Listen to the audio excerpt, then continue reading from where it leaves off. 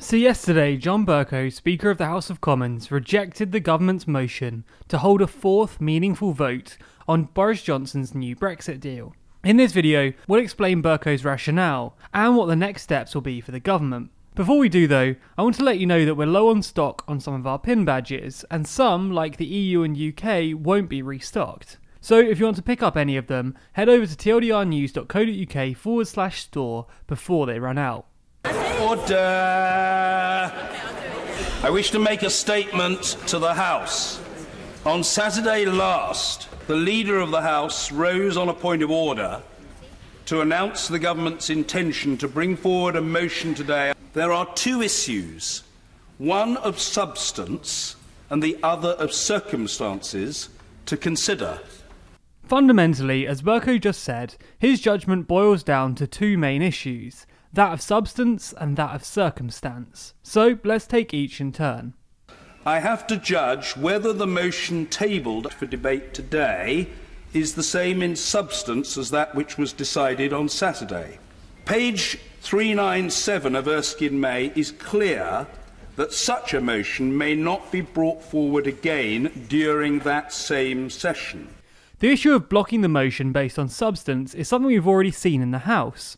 If you recall, earlier in the year, Theresa May, the then Prime Minister, attempted to bring back her deal several times. The Speaker ruled, citing Erskine May on the fourth occasion, that the motion was the same proposition or substantially the same proposition as that of the third meaningful vote, and therefore disallowed the fourth meaningful vote on May's deal.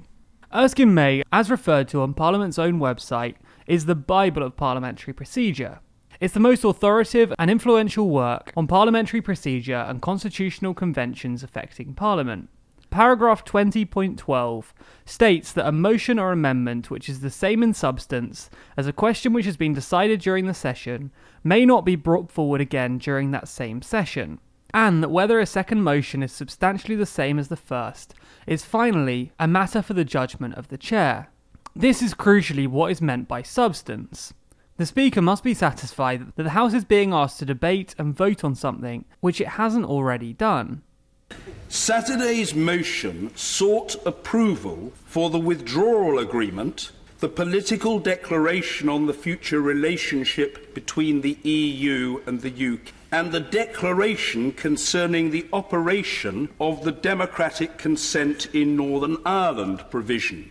Today's motion seeks approval for the withdrawal agreement, the political declaration on the future relationship between the EU and the UK, and the declaration concerning the operation of the democratic consent in Northern Ireland provision.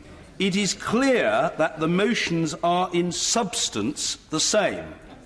In Bercow's opinion, the fact that the House was asked to reconsider the same matter some 48 hours after the vote on Saturday fell foul of the convention.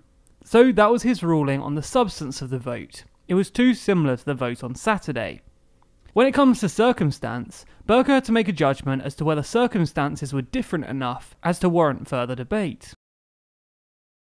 The government might argue, though to date it hasn't put forward any argument or explanation at all, that the change of circumstances is the Prime Minister's application on Saturday night for an extension of Article 50. This is not persuasive. The application is part of a process rather than a significant event in itself. Bercow emphasised here that the request for an extension is part of the process and doesn't in itself change the overall circumstances or nullify Saturday's debate. That's because Johnson was legally required to ask for an extension by the Benn Act. It wasn't a new development or decision from him. It was always going to happen as part of the procedure. Peter Bone questioned this after Bercow's statement, saying that there was on Saturday debate about whether or not Johnson would comply with the law and submit the extension. Therefore, he argued that something had changed, as the request wasn't always inevitable. Yes, point of order, Mr. Peter Bone. Thank you, Mr. Speaker. I entirely follow the logic of your argument. But what weight did you give to the point that when we were debating on Saturday, nobody knew whether the Prime Minister was going to send a letter or not? You are quite correct, sir, to say that the motion is the same. An event outside has dramatically changed it. My response is as follows. I did not consider, in reaching a judgment on this matter, whether a letter would be sent. The letter was sent. More widely, however, the question of whether it would be a material consideration for the chair whether a minister of the Crown would obey the law, the honest answer to the honourable gentleman is that that consideration had not entered my mind as pertinent to my reflection on the matter.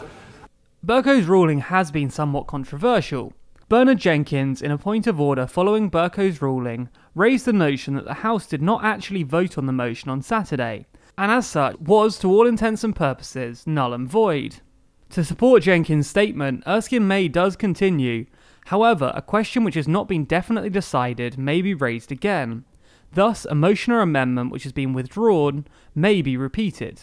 Again, this issue boils down to whether or not the House has definitely decided on the matter. What the House unquestionably backed was the so-called Letwin Amendment, formerly Amendment A. And they didn't actually vote against the deal, or even vote on the deal itself, instead voting that the House has considered the matters, but withholds approval unless and until implementing legislation is passed. For Bercow, this was enough to surpass the hurdle. In fact, he said it was because the House had voted to give itself more time and see legislation passed first that it would have been even weirder to immediately vote on it again. The amendment in the name of Sir Oliver Letwin explicitly specified that the legislation should come first. Suddenly to have, at the next sitting day, a debate on the same matter upon which an explicit conclusion was reached on Saturday would seem very unusual. Colleagues, I'm stating the obvious, but when you make a judgment on these matters, manifestly, some people, if it's controversial, are pleased, and other people are displeased. That is in the nature of the responsibility. I have simply sought to discharge my obligations and to do what I believe to be right, and that is what the Speaker has to do. And so, what happens next? Well, Bercow actually spelled out the available pathways that the government can take himself. He affirmed that the government can, and should, if it wishes to ratify the withdrawal agreement, introduce the withdrawal agreement bill to the House. The government presented this to the House on Monday for its first reading, and intends to have it concluded by Thursday. A bill that would have been presented to the House anyway under the terms of the Letwin Amendment. The headache nonetheless remains for the government. The original European Union Act requires the House to eventually approve the negotiated withdrawal agreement and the framework for a future relationship. Though a motion laid by a Minister of the Crown, the Constitutional Reform and Governance Act, requires a treaty to be laid before the House 21 days before it can be ratified, and the withdrawal agreement bill remains amendable, with members of the House already theorising a vast array of amendments, from adding a second referendum to supporting a customs union, all deviating from the original agreement. From yesterday's publication of the withdrawal agreement bill, we can learn that the first and second issues have been tackled through the repeal of a need for a meaningful vote, and the disapplication of the terms of the Constitutional Reform and Governance Act. MPs will now get the chance to vote on the withdrawal agreement later today, letting the government know if they agree with the move in principle. Whatever happens next, you can be sure that we'll follow the action, so please be sure to subscribe to us on YouTube. I note the dilemmas you face mean that on occasion you will sometimes have to please some and not others, but it is becoming remarkable how often you please one lot and not the other lot. I would also remark, Mr. Speaker, that you have inveighed against most unusual things happening in this House which you did not like. And I would say it is most unusual for a Speaker so often to prevent the government having debated the matters which the government wished to put before the House. And it has also been one of your mantras, Mr. Speaker, that the House should be permitted to express its view, even when it comes to changing the meaning of standing orders. And yet you have denied the opportunity of the House to express its view on this matter, because this motion was never voted on Saturday. You can also hit the bell icon if you want to be notified every time we release a video. And if you want more from us, you can find TLDR across all social networks simply by searching for TLDR News. And if you want your name featured at the end of the videos, just like these people, then you can sign up to back us on Patreon. There's a link to that in the description.